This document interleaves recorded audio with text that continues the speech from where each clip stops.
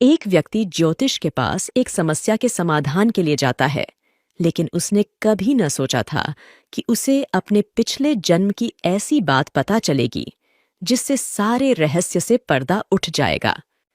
एक सम्राट थे जिनकी धार्मिकता और न्यायप्रियता की चर्चा चारों ओर थी। साथ ही वे ईश्वर के अनन्य भक्त भी थे। उन्होंने भगवान के लिए एक भव्य मंदिर का निर्माण करवाया और एक विद्वान ब्राह्मण को वहां का पुजारी बनाया। यह ब्राह्मण अत्यंत विनम्र और धर्मनिष्ठ व्यक्ति था, जो कभी राजा से कुछ भी नहीं मांगता था। राजा उसके इस स्वभाव से बहुत प्रसन्न थे और ब्राह्मण पिछले 20 वर्षों से राज मंदिर में पूजा अर्चना कर रहा था। उसने कभी भी राजा से किसी बात की शिकायत नहीं की। फिर एक दिन राजा के घर एक पुत्र का जन्म हुआ।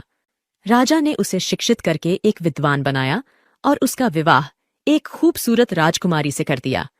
विवाह की रात राजकुमारी नींद नहीं आने पर घूमने लगी। जब वह अपने पति के बिस्तर के पास पहुंची तो उसने देखा कि वहां हीरे जड़ित एक तलवार रखी है। जैसे ही उसने तलवार को खोला, वह बिजली की तरह चमकने लगी। यह देखकर वह भयभीत हो गई और डर से उसके हाथ से तलवार छूटकर उसके पति की गर्दन पर गिर गई, जिससे राजकुमार की मृत्यु हो गई। राजकुमारी अपने पति की मौत से अत्यंत दुखी हुई और वह यह सोचकर बहुत डर गई थी कि अगर मैं सबको सच बताऊंगी तो कोई भी मेरी बात पर विश्वास नहीं करेगा। जैसे ही सुबह का उजाला फैला, राजकुमारी ने विलाप करना शुरू किया और बताया कि उसके पति की हत्या हो गई है।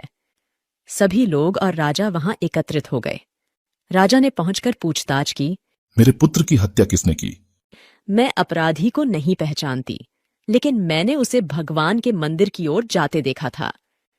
राजा समेत सभी लोग ठाकुर जी के मंदिर में गए तो उन्होंने ब्राह्मण को वहां पूजा करते पाया। तत्काल सभी ने ब्राह्मण को पकड़ लिया। ब्राह्मण की पत्नी ने बहुत समझाया कि उसके पति ने राजकुमार की हत्या नहीं की है, लेकिन किसी ने उसकी बात नहीं मानी। राजा ने भी सोचा कि शायद ब्राह्मण निर्दोष हो सकता है, लेकिन लोगों की बातों में आकर उसने ब्राह्मण को कहा, मैं तुम्हें प्राणदंड नहीं दूंगा, लेकिन तुम्हारे उस हाथ को काटने का आदेश देता हूं जिससे तुमने मेरे पुत्र को मारा। ऐसा कहकर राजा ने उसका हाथ कटवा दिया। इस पर ब्राह्मण बहुत दुखी हुआ और राजा को अधर्मी मानकर राज्य छोड़ दिया। वह फिर ऐसे किसी विद्वान ज्योतिषी की तलाश में निकल पड़ा। उसने बहुत खोज की कि कोई विद्वान ज्योतिषी मिले तो बिना किसी अपराध किए अपना हाथ कटने का कारण उनसे पूछूं। फिर उसे काशी में एक विद्वान ज्योतिषी मिले। जब ब्राह्मण उस ज्योतिषी से मिलने उनके निवास पर पहुंचा तो उस समय ज्योतिषी वहां उपस्थित नहीं थे। उनकी पत्नी उनकी अनुपस्थिति में उनकी निंदा कर रही थी और उन्हें बुरा भला कह रही थी। कुछ समय बाद जब ज्योतिषी घर लौटे तो भी उनकी पत्नी उनका अनादर करती रही, लेकिन ज्योतिषी ने चुप रहकर कोई प्रतिक्रिया नहीं दी और उन्होंने अपनी पत्नी से कोई विवाद नहीं किया।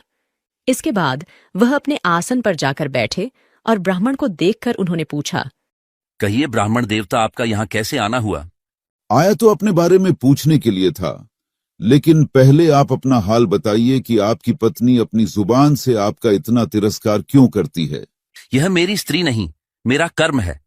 दुनिया में हम जिसे भी देखते हैं, भाई हो, पुत्र, शिष्य, पिता या कोई भी संबंधी, सभी हमारे किए गए कर्मों का ही परिणाम होते हैं। हम जो भी कर्म करते हैं, चाहे वह शुभ हो या अशुभ, उसका फल हमें भोगना पड़ता है। इसलिए मैं अपने कर्मों का फल आनंद पूर्वक भोग रहा हूं। आपने ऐसा क्या कर्म किया था? पिछले जन्म में मैं एक कौवा था और जो आज मेरी पत्नी है वह एक थी, जिसकी पीठ पर एक बड़ा फोड़ा था और फोड़े की पीड़ा से वह बहुत दुखी थी। उस फोड़े में कीड़े पड़ गए थे, जिन्हें खाने के लिए मैं इसके फोड़े पर चोंच मारता था, जिसके कारण इसे असहाय दर्द होता था। एक बार इसकी पीठ पर चोंच मारते हुए मेरी चोंच इसकी हड्डी में घुस गई और यह दर्द से तड़प उठी। मैंने भी चोंच निकालने की बहुत कोशिश की, परंतु वह अटक गई और नहीं निकल सकी। इसने सोचा कि पानी में मैं अपनी चोंच निकाल लूंगा। इस प्रयास में वह गंगा नदी में कूद गई। नदी की तेज प्रवाह में हम दोनों बह गए और बीच में ही हमारी मृत्यु हो गई। गंगा के पावन प्रभाव से वह इस जन्म में ब्राह्मणी बनी और मैं एक विख्यात ज्योतिषी बना, और आज वह मेरी पत्नी है, जो कुछ दिनों के लिए मुझे अपने मुंह से गाली निकालकर मुझे दुख देगी।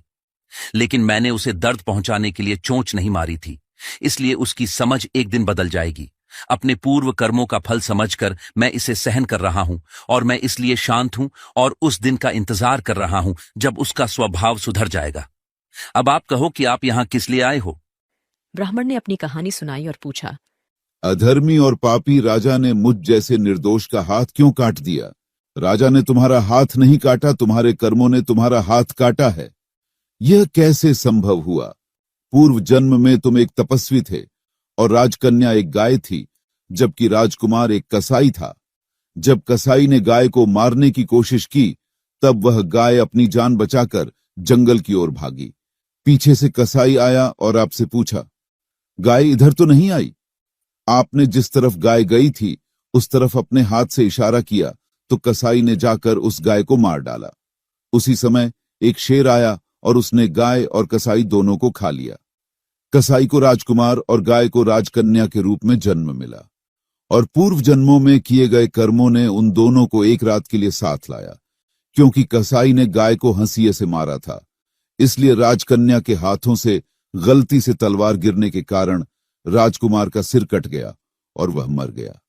इस तरह कर्म निवृत्त हो गया और तुमने जो हाथ का इशारा किया था उस पाप कर्म ने ही तुम्हारा हाथ कटवा दिया। इसमें तुम्हारा ही दोष है, किसी और का नहीं। ऐसा सोचकर सुखपूर्वक अपना जीवन व्यतीत करो। इस प्रकार ज्योतिषी ने ब्राह्मण को समझाया कि वह और ज्योतिषी दोनों ही अपने पूर्व कर्मों के फल को भोग रहे हैं। दोस्तों, यदि हम इस कर्म सिद्धांत को समझ लें और मान लें, तो हम अपने जीवन में कभी भी दुखी नहीं होंगे।